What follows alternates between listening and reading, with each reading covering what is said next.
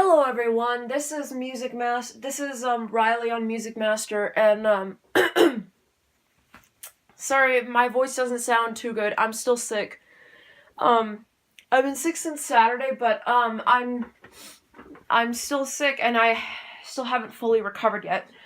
But I'm here to bring an interesting video, and this is some amazing facts about iOS and iDevices.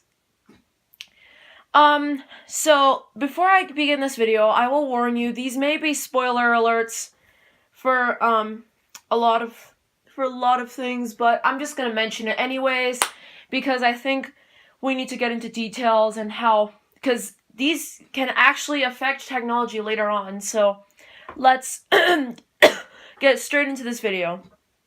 So the first amazing fact: have you guys ever wondered why Apple actually drops software support for iOS devices?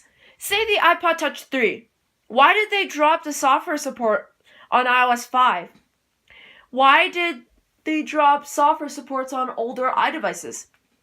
Well, the answer to this is quite simple. Apple did it because of their customers. Hear me out. Let's get into common sense here.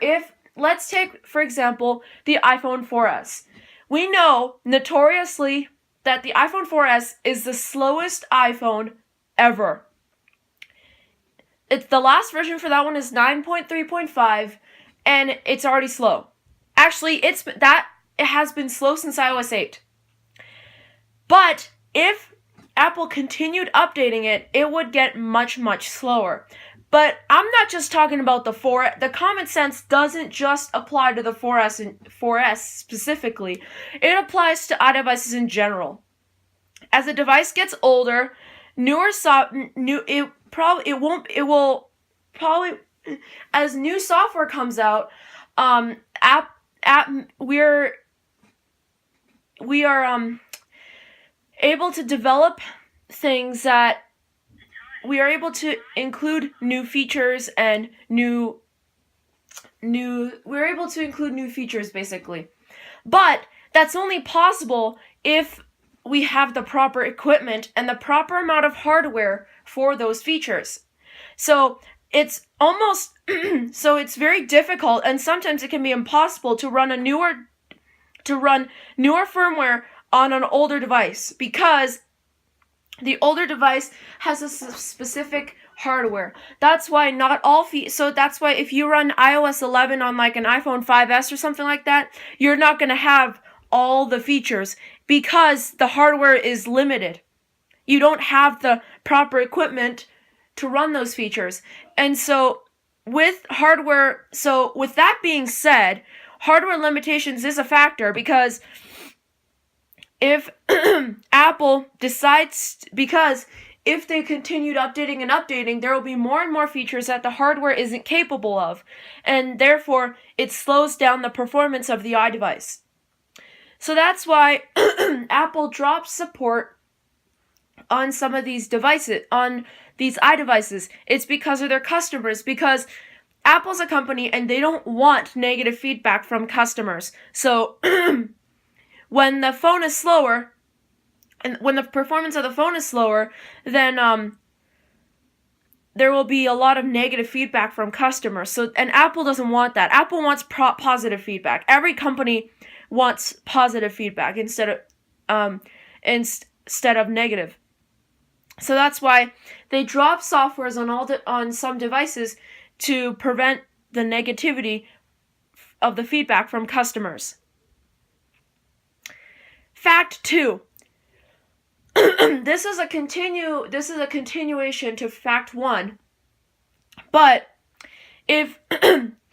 when would Apple ever learn? Like, how does Apple decide when to drop software updates? Well, the answer to this is it actually depends on 3 factors. One, every year Apple designs new chips. When the first 2 phones were designed, Apple only purchased chips from third-party stores. And and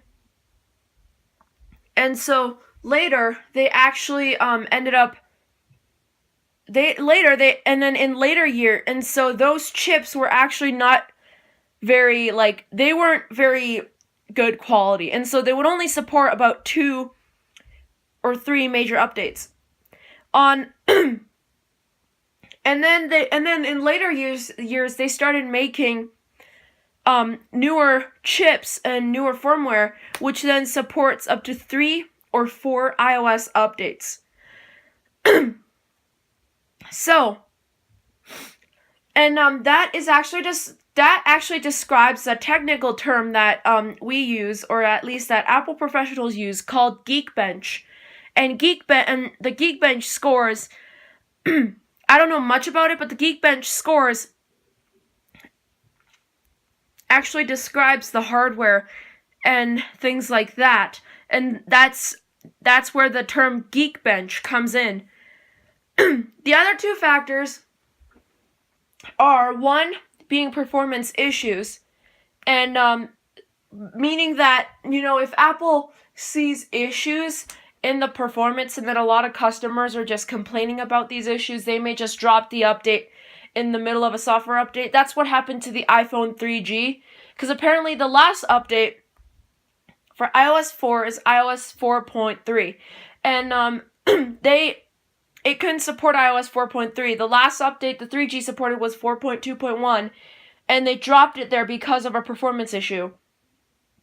And then third one, like I mentioned a bit in the first fact, hardware limitations.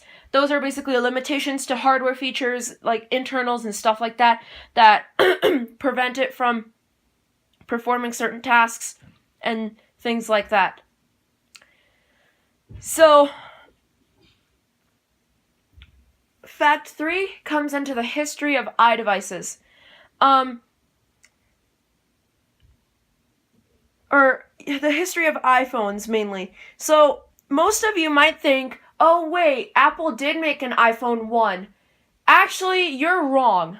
The first iPhone, which, by the way, is called the original iPhone, but it's more known as the iPhone 2G. It sounds weird, but that's what they called it. After that came the 3G, then the 3GS, the 4, the 4S, 5, 5C and 5S, 6 and 6 Plus, 6S and 6S Plus, SE, 7, 7 Plus, 8, 8 Plus, and then the iPhone, and then the new and popular iPhone 10. So when we think about iPhone histories now, there is no such thing as an iPhone 1. The first phone is called the iPhone 2G. Okay, fact 4, we're gonna jump back to software updates again.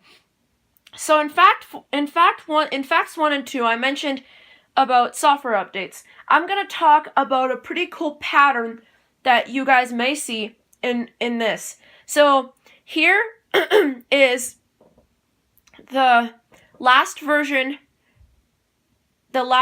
supported for the first 7 iPhones.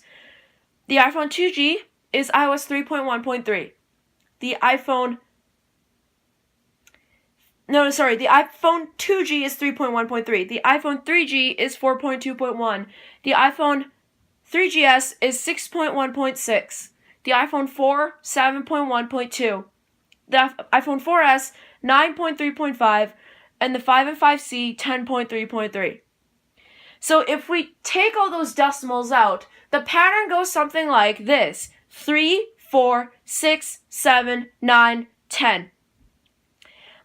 Now, I'm not trying to be a smart person here, but this pattern may be used to predict when the last versions, what the last versions would be on future iOS devices, which is scary. It sounds kind of scary if you think about it.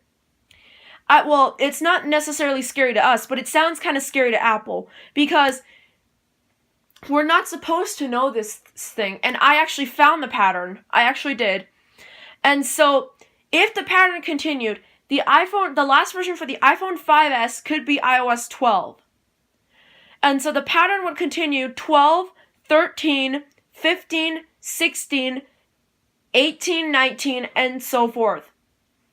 So this pattern could be used to actually to predict what the last version for future iPhones would be. However, another thing what that would only mean is that the number of versions that each device would support would increase by year, every 2 generations of iPhones, which kind of is a bad thing, because if you heard what I mentioned in Fact 1, we need to drop hardware, or not hardware, but we need to drop software for like iPhones and iPads and stuff like that, and we can't let software run for too long, because then it'll just be so slow and so sluggish, they would get negative feedback from their customers. So there's very unlikely that Apple would continue this pattern.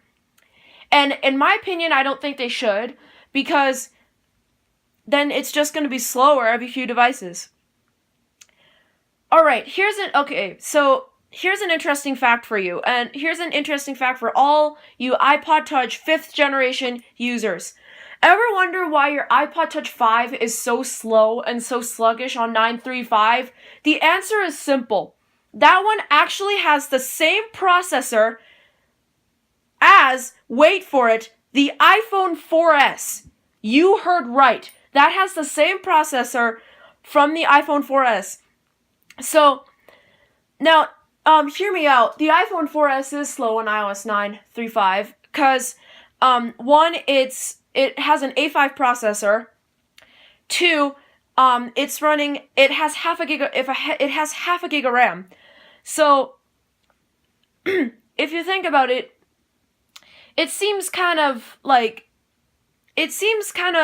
bizarre to think that a technology from 2012 would have a processor of something that was made a year earlier. It seems very weird, but it's actually true.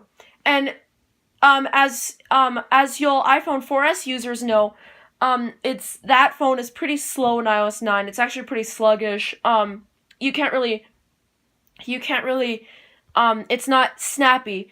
And if you find the same problem with your iPod Touch 5, where everything is just slow, everything's just sluggish, everything's just, it's not running very smooth, the answer is just simple. It actually does not have the iPhone 5 processor. It has the processor of an iPhone 4S, and I only found this out a few weeks ago, so I know you guys might be surprised and might be freaking out at me, but it's actually true. It actually does have the processor of an iPhone 4S. So there you have it, guys. Those are some interesting facts about iOS and iDevices. Thanks for watching this video. Please make sure you give a like, comment, and subscribe to this channel, as well as my other channel, Riley and Bobbits, and I'll see you in my next video. Peace.